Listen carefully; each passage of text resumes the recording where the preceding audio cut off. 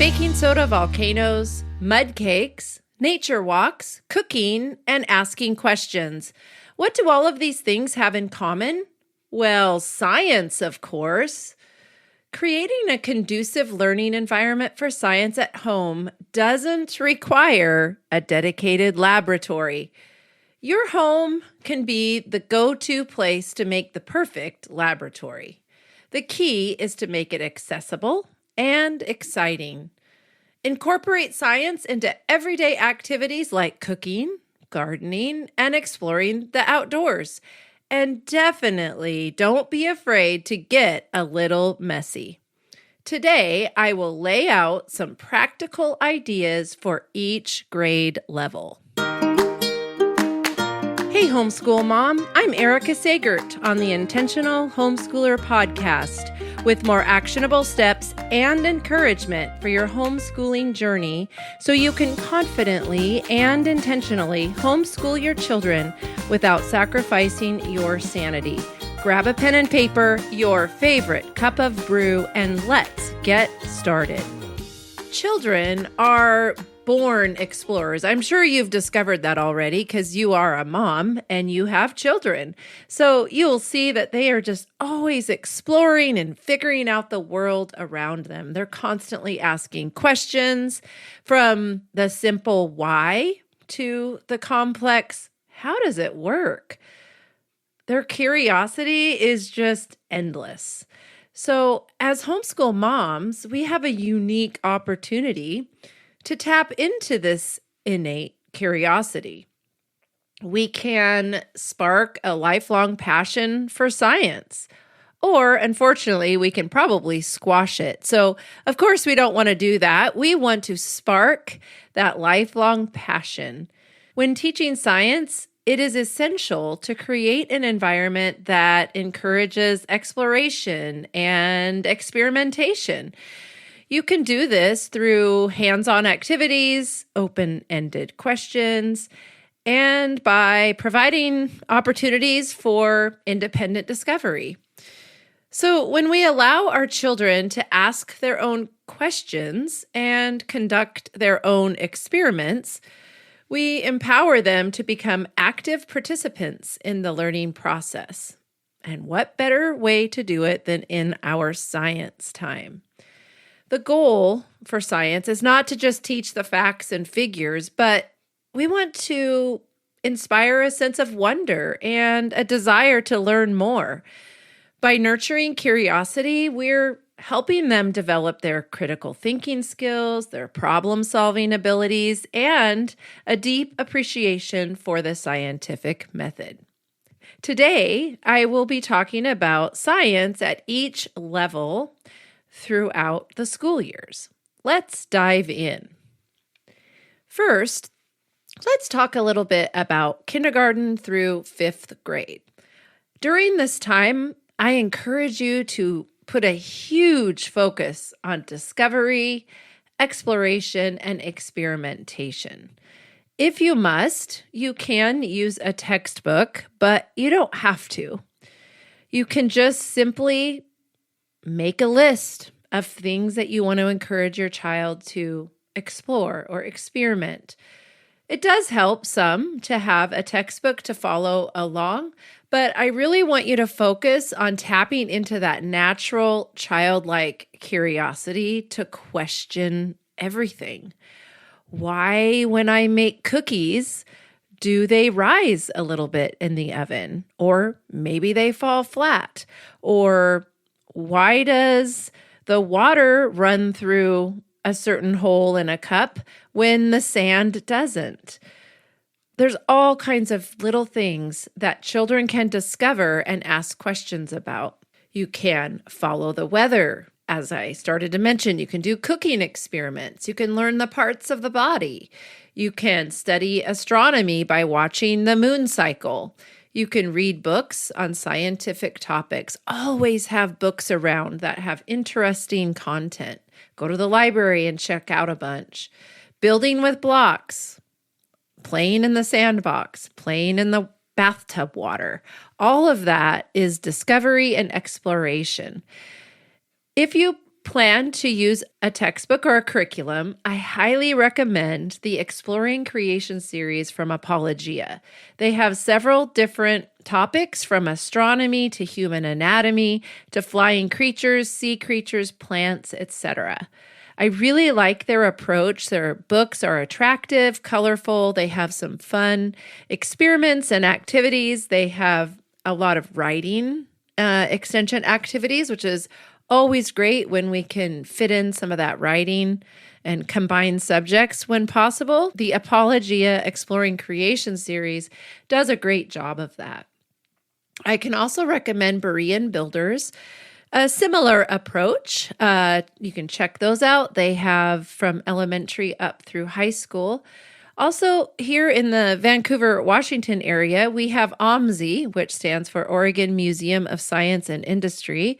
That is a great place to go for discovery. There's all kinds of activities, and I'm sure wherever you're located, there's perhaps a science place similar to that. They also offer classes, which can be fun. I never did that with my family, but I have heard some really good things about the classes that they offer.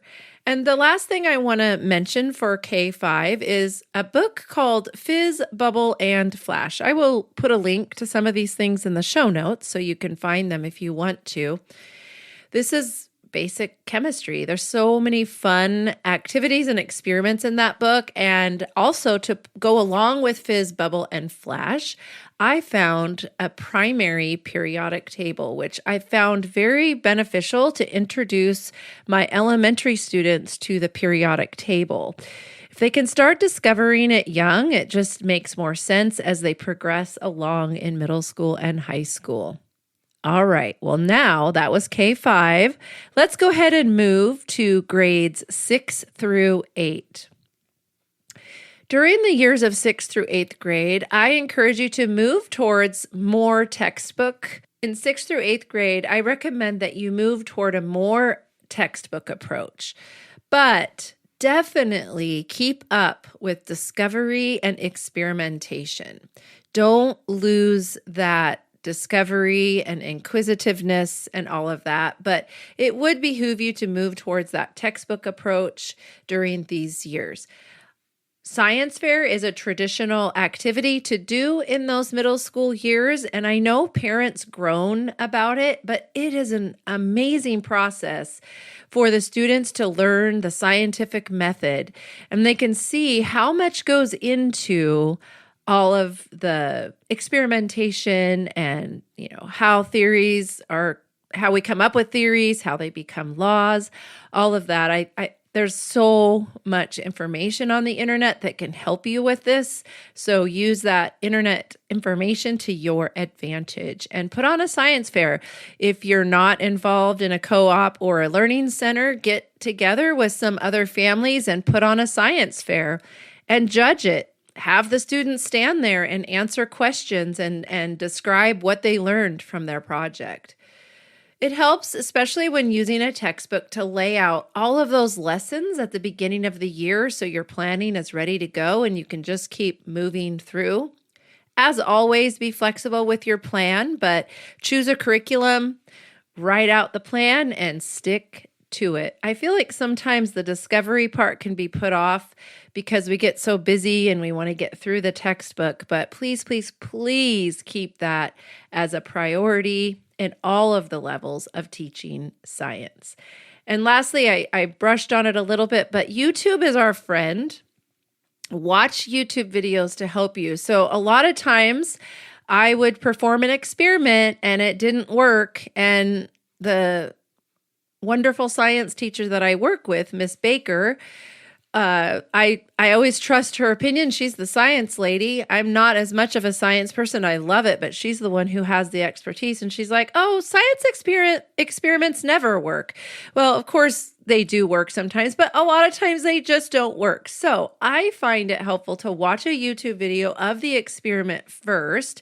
You, not with your kids, but you as the teacher prepping for your lesson. You can get some tips and tricks for how that experiment will work, and then perform it with your students, with your children, and perhaps you can let them watch it afterwards, but Yeah, just watch those YouTube videos ahead of time. Usually you'll get some expertise, a tip on, what went wrong and how to fix that, and then do it with your students. All right. Now, let us move to high school, 9th through 12th grade.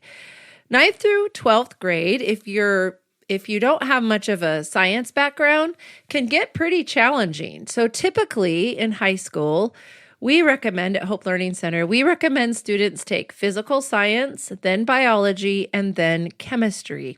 Some will add physics on there if they are definitely a STEM-minded student. So some of those subjects can get pretty challenging if you haven't done a lot of study of them on your own.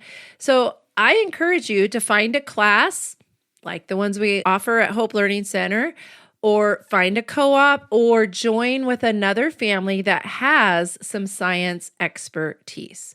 So especially if you have kiddos that are super drawn to STEM, which is science, technology, engineering, and math, and if you're limited on what you can offer, if you or your husband doesn't really have a lot of science expertise, reach out to someone who is an expert. That way they will be prepped. There's even online courses. So just really reach out and see what you can do to challenge them and encourage them in their STEM. So there you have it, moms. When teaching science, always prioritize curiosity and discovery. That is your number one goal for teaching science.